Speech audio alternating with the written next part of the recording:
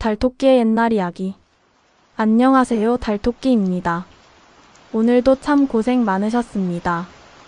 편안한 자세로 빗소리와 함께 제 이야기에 귀를 기울여 보시면 어느새 평온한 마음으로 잠들 수 있으실 거예요. 1장. 장맛비가 쏟아지던 산골 마을. 옛날 옛적 경상도 깊은 산골짜기에 작고 조용한 마을이 하나 있었습니다. 산들로 둘러싸인 이 마을에는 20여 가구의 사람들이 옹기종기 모여 살고 있었지요. 이 마을에 석이라는 25살 총각이 살고 있었습니다. 석이는 키는 훤칠했지만 어깨가 좁고 얼굴이 여위어서 언뜻 보기에도 고생이 많아 보이는 청년이었어요. 아버지를 일찍 여의고 홀어머니와 단둘이 살면서 남의 집 품팔이를 하며 겨우겨우 끼니를 이어가고 있었지요. 석이네 집은 마을 끝자락 산비탈에 자리 잡은 작은 초가집이었습니다. 지붕은 여기저기 이영이 빠져서 비가 오면 곳곳이 새었고 벽은 진흙이 떨어져 나가 구멍이 숭숭 뚫려 있었어요. 석이의 어머니는 복녀라는 이름을 가진 분이셨는데 젊은 시절에는 마을에서 가장 부지런하고 솜씨 좋기로 소문났던 분이셨어요. 하지만 남편을 잃은 슬픔과 오랜 가난에 시달리면서 몸이 많이 약해지셨지요. 석이야, 또 천장에서 물이 떨어진다. 복녀 어머니는 기침을 하시며 말씀하셨고 석이는 얼른 헌질 그릇을 가져다 놓으며 대답했지요. 어머니 걱정 마시옵소서. 내일 날이 개면 꼭 지붕을 손봐드리겠습니다. 하지만 석이의 형편으로는 지붕을 제대로 고칠 수가 없었어요. 그런데 이해 여름은 유독 비가 많이 내렸습니다. 마을 사람들은 이런 장마를 본 적이 없다며 혀를 끌끌 찼습니다. 논밭에는 물이 가득 차서 벼가 물에 잠겼고 산에서는 흙이 흘러내려와 곳곳에서 산사태가 일어났어요. 개울물도 평소보다 몇 배나 불어나서 다리를 건너기가 위험할 정도였습니다. 2장. 비 속에서 만난 수상한 스님. 어느 날 밤 특히 비가 세차게 내리던 날이었습니다. 바람까지 세게 불어서 나무들이 요동치고 번개가 번쩍번쩍 하늘을 가르며 천둥 소리가 온 산을 뒤흔들었어요. 석이는 방 안에서 이곳저곳 떨어지는 물방울을 받으며 한숨을 쉬고 있었습니다. 어머니는 기침이 더욱 심해져서 거의 누워 계셨고 석이는 젖은 수건으로 어머니의 이마를 닦아드리고 있었지요. 석이야, 미안하구나. 이런 궂은 날 밤에 내가 이렇게 고생을. 어머니, 그런 말씀 마시옵소서. 제가 아들로서 마땅히 해야 할 일이지요. 그때였습니다. 여보시오. 여보시오. 희미한 목소리가 빗소리와 바람소리에 섞여 들려왔습니다. 석이는 조심스럽게 문 쪽으로 다가갔습니다. 누구시옵니까? 석이가 문틈으로 조심스럽게 물어보자 밖에서 목소리가 들려왔습니다. 나그네 한 사람이옵니다. 길을 잃어 헤매다가 불빛을 보고 찾아왔으니 하룻밤만 재워주시면 고맙겠소이다. 석이가 문을 열어보니 비에 흠뻑 젖은 늙은 스님 한 분이 지팡이에 의지해 서 계시더군요. 가사는 물에 젖어 몸에 달라붙어 있었고 삿갓은 비바람에 찢어져 있었어요. 하지만 그 스님의 눈빛만큼은 맑고 고요했습니다. 스님, 이런 밤에 어찌 이곳까지? 길이 얼마나 험하셨을까요? 산에서 공부하다가 마을로 내려오는 길에 방향을 잃고 말았습니다. 온종일 헤매다가 지쳐 쓰러질 뻔했는데 멀리서 따뜻한 불빛을 보고 간신히 찾아온 것이요. 석이는 잠시 망설였습니다. 집은 좁고 누추하고 지붕은 새고 먹을 것도 변변치 않았어요. 이런 형편없는 곳에 스님을 모시기가 너무 부끄러웠거든요. 하지만 이런 궂은 날 밤에 늙은 분을 그냥 돌려보낼 순 없었습니다. 더군다나 스님이시라니 부처님께서 벌을 내리실지도 모를 일이었지요. 누추한 곳이 오나 괜찮으시다면 어서 들어오시옵소서. 석이는 스님을 안으로 모시며 걱정스러운 마음으로 말했습니다. 지붕이 새어서 곳곳에 물이 떨어지옵니다. 불편하시더라도 양해해 주시옵소서. 스님은 고개를 끄덕이시며 온화한 미소를 지었어요. 아니요, 이미 충분히 감사한 일이오. 이런 밤에 따뜻한 곳을 내어주시니 부처님의 자비가 따로 없소이다. 3장. 작은 정성이 만들어낸 첫 번째 기적. 석이는 스님을 방으로 모셔드렸습니다. 그리고는 자신이 입고 있던 마른 저고리를 벗어드리며 말했어요. 스님, 이 옷이라도 갈아입으시옵소서. 젖은 옷을 입고 계시면 몸살이 나실까 걱정입니다. 이런. 자네 옷을 어찌 받을 수 있겠소? 아닙니다. 저는 괜찮사옵니다. 스님께서 편하게 지내시는 것이 더 중요하지요. 서기는 어머니와 함께 먹으려고 준비해둔 보리죽을 끓여서 정성껏 상에 올렸습니다. 죽 한 그릇과 김치 몇 조각, 그리고 마지막 남은 무말랭이가 전부였지만 서기는 최선을 다해 정성스럽게 차렸어요. 스님, 변변치 못한 것이오나 몸이나 따뜻히 하시옵소서. 죄송하게도 이것이 저희가 드릴 수 있는 최선이옵니다. 스님은 두 손을 모아 고개를 깊이 숙이며 말씀하셨습니다. 아니 이게 어찌. 이런 은혜를 어떻게 갚아야 할지 모르겠소이다. 자네들도 넉넉지 않은 형편인데 이토록 정성껏. 스님은 죽 한 술을 떠서 천천히 드시더니 감탄하며 말씀하셨어요.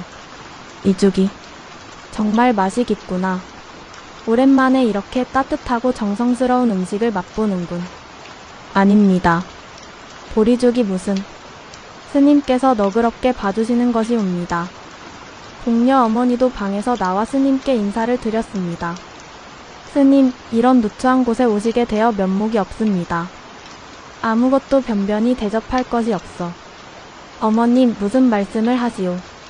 이비바람 치는 밤에 따뜻한 곳을 내어주시고 음식까지 주시니 이보다 더 큰 자비가 어디 있겠소? 그날 밤 신기한 일이 일어났습니다. 스님이 오신 후부터 그토록 새던 지붕에서 더 이상 물이 떨어지지 않는 것이었어요. 집안은 이상하게 포근하고 따뜻했습니다. 서기는 처음에는 우연의 일치려니 생각했지만 오늘은 한 방울도 떨어지지 않았거든요. 스님은 한쪽 구석에 조용히 앉아서 연부를 외우고 계셨습니다. 작은 목소리로 중얼거리시는 경전 소리가 빗소리와 어우러져 마치 자장가 같았어요. 서기와 어머니는 오랜만에 편안한 밤을 보낼 수 있었습니다. 4장. 신비한 씨앗의 선물. 새벽이 되어서야 비가 그쳤습니다. 동쪽 하늘이 희끗희끗해지자 새소리가 들려오기 시작했어요. 스님은 일찍 일어나서 조용히 세수를 하시고는 방에서 정중하게 절을 올리셨습니다. 하룻밤 신세를 많이 졌습니다. 평생 잊지 못할 은혜를 입었소이다. 스님은 품에서 작은 주머니 하나를 꺼내셨어요.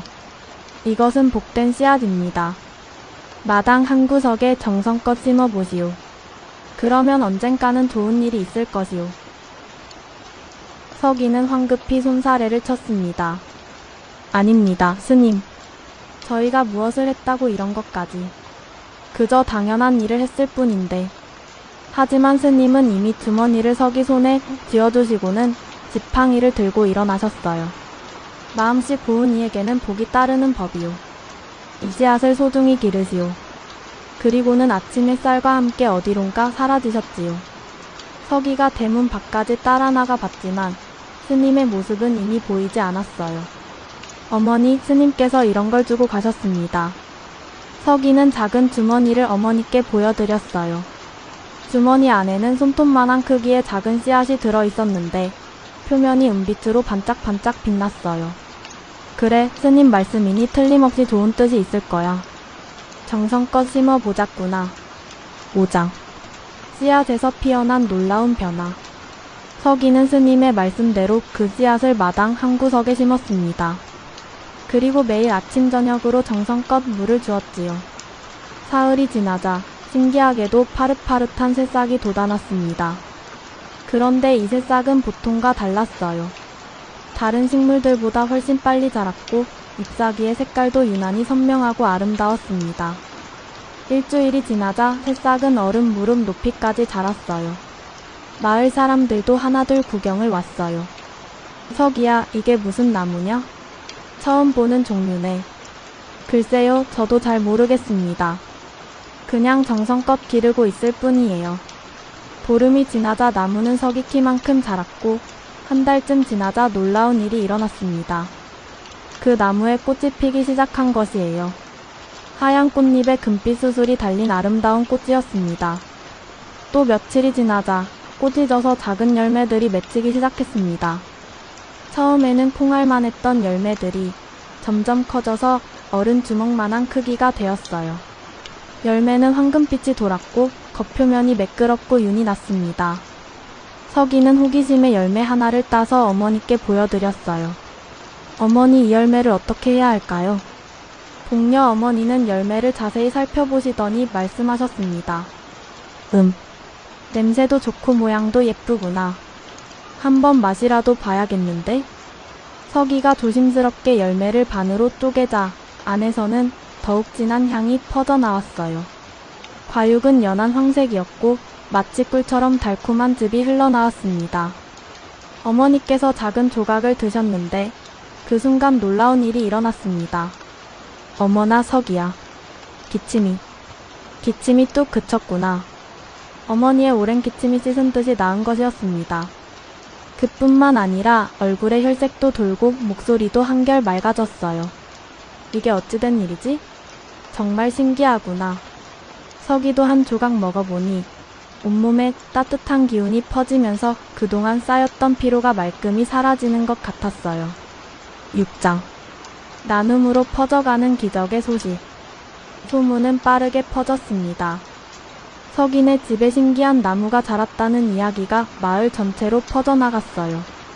특히 복녀 어머니의 기침이 하루아침에 나았다는 소문을 들은 사람들이 하나둘 찾아오기 시작했습니다. 제일 먼저 온 사람은 마을 이웃인 점순이 할머니였어요. 점순이 할머니는 무릎이 아파서 제대로 걷지도 못하시는 분이셨는데 지팡이를 짚고 힘겹게 찾아오셨어요. 서기야, 소문을 들었는데 정말 신기한 열매가 있다더냐? 예, 할머니. 한번 드셔보세요. 서기는 아무런 조건도 달지 않고 열매를 따서 할머니께 드렸어요. 할머니께서 열매를 드시자 놀랍게도 무릎 통증이 사라지고 걸음이 한결 가벼워지셨습니다.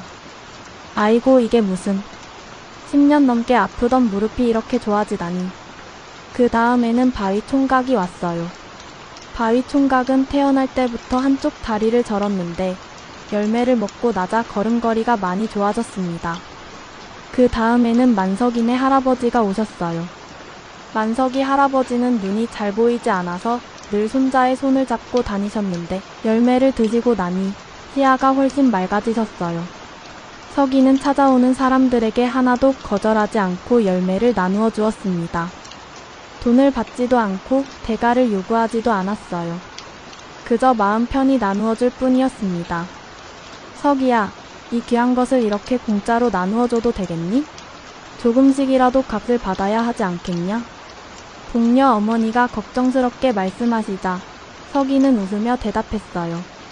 어머니, 스님께서 공짜로 주신 것인데 제가 어찌 값을 받을 수 있겠어요?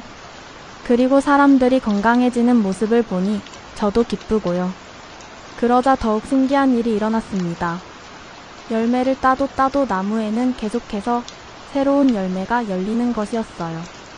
마치 나누면 나눌수록 더 많아지는 것 같았습니다. 나무의 크기도 점점 커져서 이제는 큰 느티나무만큼 우뚝 솟아 있었어요. 가지마다 주렁주렁 열매가 달려 있어서 멀리서 보면 마치 황금빛 보석을 매달아 놓은 것 같았습니다. 7장. 멀리서 찾아온 사람들. 얼마 후에는 다른 마을에서도 사람들이 찾아왔어요. 소문이 점점 멀리까지 퍼져나간 것이지요. 이 열매를 먹으면 정말 병이 낫나요? 네, 한번 드셔보세요. 틀림없이 좋아지실 거예요. 서기는 어떤 사람이 와도 차별하지 않았어요. 양반이든 상민이든 부자든 가난한 사람이든 모두에게 똑같이 정성껏 대했습니다. 어느 날에는 서울 근방에서 온 선비가 찾아왔어요. 그 선비는 오랫동안 마음의 병을 앓고 있었는데 열매를 먹고 나자 우울했던 마음이 한결 가벼워졌다고 했어요. 또 어느 날에는 장사를 하다가 사기를 당해 절망에 빠진 상인이 찾아왔어요. 서기는 그 상인에게 열매를 주면서 이렇게 말했어요. 이 열매는 몸의 병뿐만 아니라 마음의 상처도 치료해 줍니다. 다시 힘을 내시기 바랍니다. 상인은 열매를 먹고 나서 다시 용기를 얻어 장사를 시작할 수 있었어요. 8장. 다시 나타난 신비한 스님. 어느 비 내리는 저녁이었습니다. 서기가 나무 아래서 떨어진 잎사귀를 줍고 있을 때 익숙한 목소리가 들려왔어요. 잘하고 있구나. 서기는 깜짝 놀라 돌아보았습니다. 그곳에는 몇 달 전 그날 밤에 왔던 그 스님이 다시 서 계셨어요. 여전히 낡은 가사를 입고 지팡이를 짚고 계셨지만 얼굴에는 만족스러운 미소가 번지고 있었습니다. 스님, 정말 스님이신가요? 어떻게 다시? 서기는 황급히 달려가서 깊이 절을 올렸습니다. 그동안 안녕하셨습니까? 스님께서 주신 씨앗이 이렇게 큰 나무가 되었습니다. 스님은 나무를 한참 동안 바라보시더니 고개를 끄덕이셨어요. 참으로 훌륭하게 기르셨구나. 이 나무에서 얼마나 많은 사람들이 도움을 받았는지. 스님, 정말 신기한 나무를 주셨습니다. 이 열매 하나로 사람들의 병이 낫고 아픈 곳이 좋아집니다. 서기가 감사의 인사를 올리자 스님은 고개를 저으며 말씀하셨어요. 나무가 신기한 것이 아니라 너의 마음이 아름다워서 그런 것이다. 작은 정성으로 나그네를 대접하고 받은 선물을 혼자 차지하지 않고 이웃과 나누는 마음. 그것이 바로 진정한 복이니라. 스님은 계속해서 말씀하셨습니다. 세상에는 두 종류의 사람이 있다. 받기만 하려는 사람과 나누려고 하는 사람이지. 너는 가진 것이 적으면서도 나누는 마음을 가졌기에 하늘이 너에게 더 큰 복을 내린 것이다. 그런데 스님께서는 누구시옵니까? 어떻게 이런 신기한 씨앗을 가지고 계셨나요? 서기가 조심스럽게 물어보자 스님은 잠시 침묵을 지키시다가 천천히 입을 여셨어요. 나는 세상 곳곳을 돌아다니며 사람들의 마음을 살펴보는 이로다. 때로는 가난한 나그네로, 때로는 병든 거지로, 때로는 길을 잃은 아이로 나타나서 사람들의 진짜 마음을 보는 것이지. 서기는 놀란 눈으로 스님을 바라보았어요. 그럼 혹시 스님께서는 그렇다. 나는 보통 사람이 아니다. 하지만 중요한 것은 내가 누구인가가 아니라 너 같은 선한 마음을 만날 때마다 이 세상이 아직은 희망이 있다고 생각하게 된다는 것이다. 9장. 욕심쟁이의 등장과 나무의 지혜. 그런데 세상에는 선한 사람만 있는 것이 아니었어요. 석인의 나무 소문이 멀리까지 퍼지자 욕심 많은 사람들도 나타나기 시작했습니다. 어느 날 마을에 김부자라는 사람이 찾아왔어요. 김부자는 이웃 고을에서 가장 부유한 사람이었는데 돈으로 무엇이든 해결할 수 있다고 생각하는 탐욕스러운 인물이었지요. 김부자는 하인들을 여러 명 데리고 와서는 서기에게 말했어요.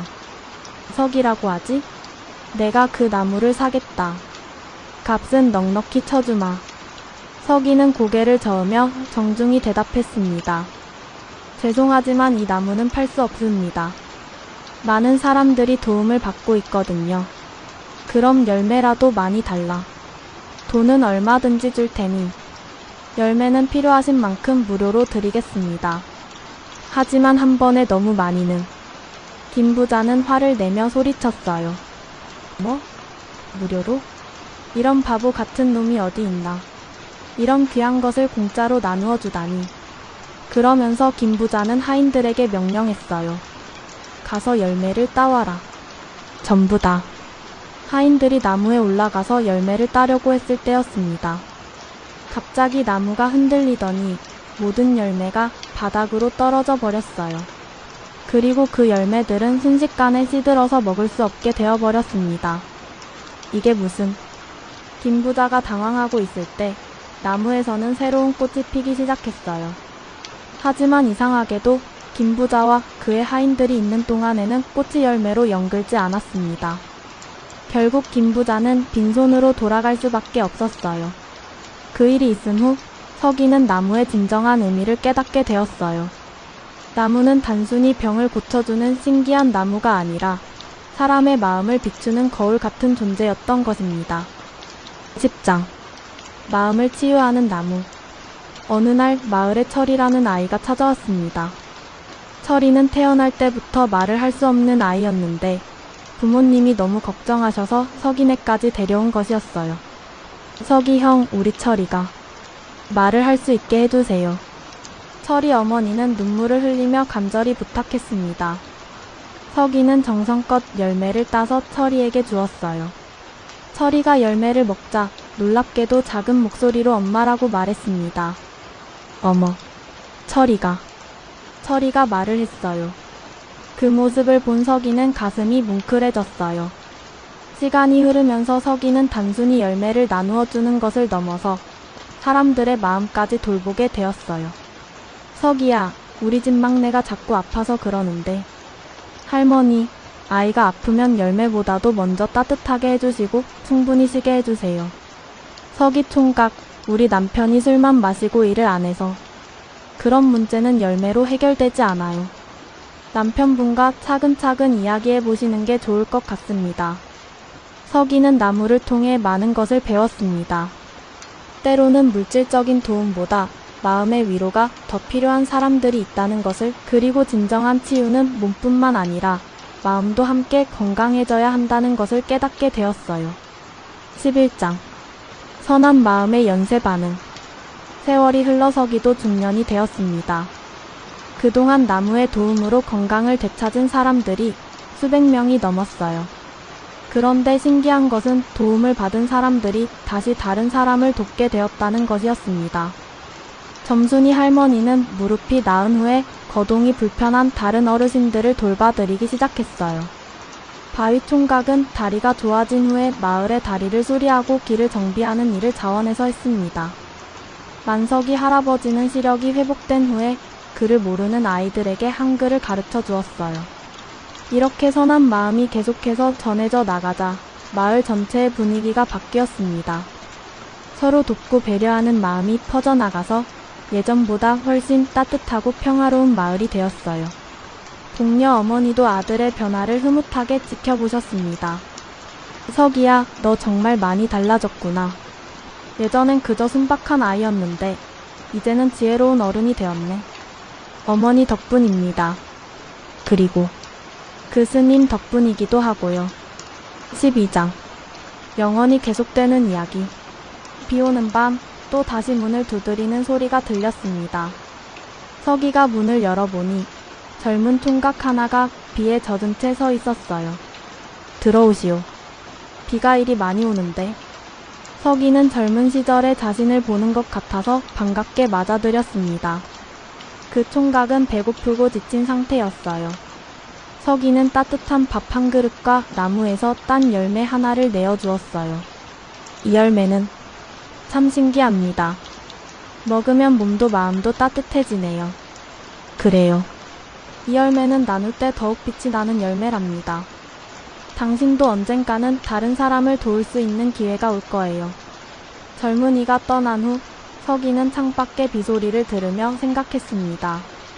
그때 그 스님도 혹시 나와 같은 마음으로 세상을 돌아다니며 선함을 전하시는 분이 아니었을까. 많은 세월이 흘러 서기는 백발이 된 할아버지가 되었습니다. 동료 어머니는 몇 해 전에 편안히 돌아가셨고 서기는 혼자서 나무를 돌보며 살고 있었어요. 나무는 여전히 싱싱했고 서기 또한 건강했습니다. 그리고 마을에는 서기의 정신을 이어받은 사람들이 많아져서 서로 돕고 사랑하는 마음이 계속해서 이어져 내려갔어요. 어느 날 서기는 나무 아래에서 조용히 잠들었습니다. 마을 사람들이 발견했을 때 서기의 얼굴에는 평화로운 미소가 떠 있었어요. 서기가 세상을 떠난 후에도 나무는 여전히 그 자리에 서 있었습니다. 그리고 마을 사람들이 돌아가며 나무를 돌보며 서기의 정신을 이어갔어요. 자, 여러분. 긴 이야기가 여기서 마무리됩니다. 오늘 하루도 정말 수고 많으셨습니다. 창밖의 빗소리를 들으며 편안히 잠드세요. 마음속의 서기와 신비한 나무의 이야기를 간직하시고 내일 아침에는 더욱 따뜻한 마음으로 새로운 하루를 시작하실 수 있기를 바랍니다. 잘 자요. 고운 꿈 꾸시길 바랍니다.